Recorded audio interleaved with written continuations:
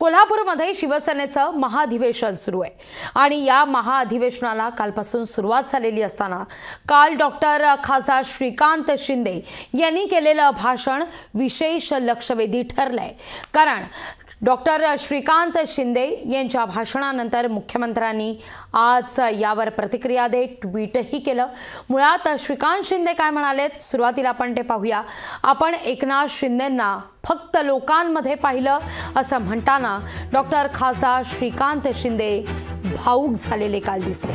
बालपणी आम्हाला कधीच वेळ आमच्या वडिलांनी दिला नाही, कारण एकनाथ शिंदे हे नेहमी शिवसैनिकांच्या गराड्यातच पाहायला मिळाले। आपलं कुटुंबच त्यांनी शिवसैनिकांना मानलं। कोल्हापूरमधल्या महामेळाव्यात खासदार श्रीकांत शिंदे यांनी हे विधान करताच ते अतिशय भावुक झाल्याचं पाहायला मिळतंय। पाहूया नेमकं काय म्हणालेत खासदार श्रीकांत शिंदे। शिंदे साहेब एक सर्वसामान्य कार्यकर्ता म्हणून जे आहे ते आपल्या सगळ्यांमध्ये वावरताना आपल्याला दिसतं। आपण हे कधीच नाकारू शकत नाही।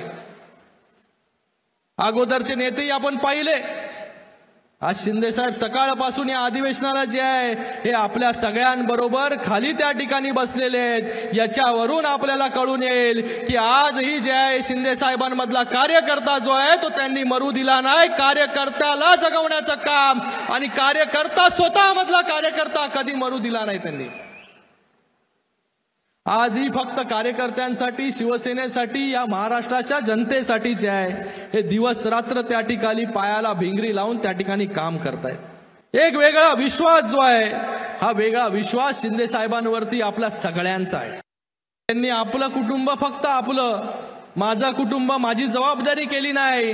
माझं कुटुंब जे आहे हा पूर्ण महाराष्ट्र आहे। माझं कुटुंब जे आहे हे सगळे शिवसैनिक आहे। या ब्रीद वाक्याने जे आहे या ब्रीद वाक्याचं पालन करण्याचं काम जे आहे ते शिंदे साहेबांनी त्या ठिकाणी केलं। मला आठवतं की शिंदे साहेब कधी त्यांना माहिती नव्हतं मी कुठल्या इतिहास शिकतोय, कुठल्या शाळेत आहे, कितवीत मी गेलो, पास होतोय, फेल होतोय।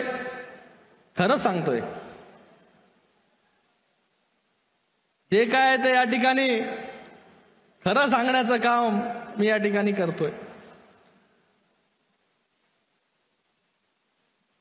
त्यांनी जो वेळ जो आहे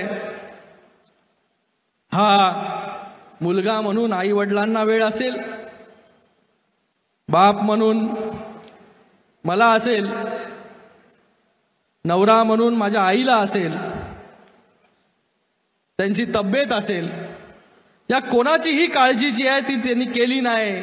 फक्त राज्याचा विकास आणि शिवसैनिकाचं हित जे आहे हे त्यांनी उराशी बाळगून जे आहे ते त्या ठिकाणी काम केलं।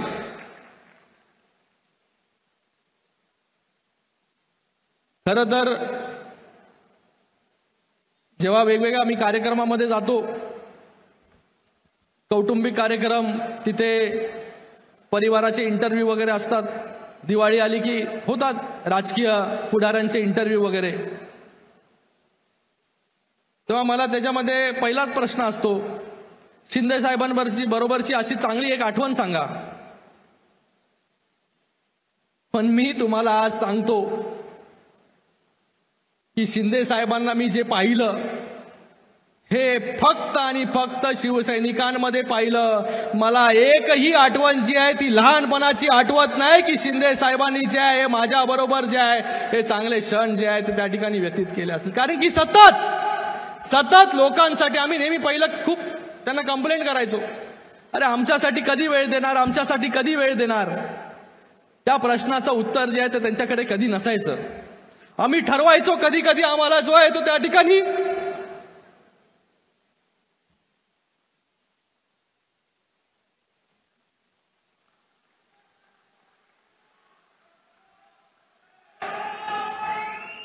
मला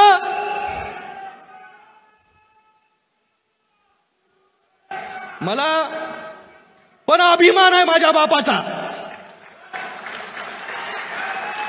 की ज्या बापानी जे आहे या सर्व शिवसैनिकांना जे आहे ते आपलं कुटुंब त्या ठिकाणी मांडलं। म्हणून आज साधारण शिवसैनिक जो आहे तो या महाराष्ट्राचा मुख्यमंत्री होऊन शकला। आणि नेमक्या याच भाषणानंतर आता मुख्यमंत्री एकनाथ शिंदे यांनी देखील ट्विट केलेलं आहे। पाहूया मुख्यमंत्री एकनाथ शिंदे नेमका काय ट्विट करत म्हणतायत।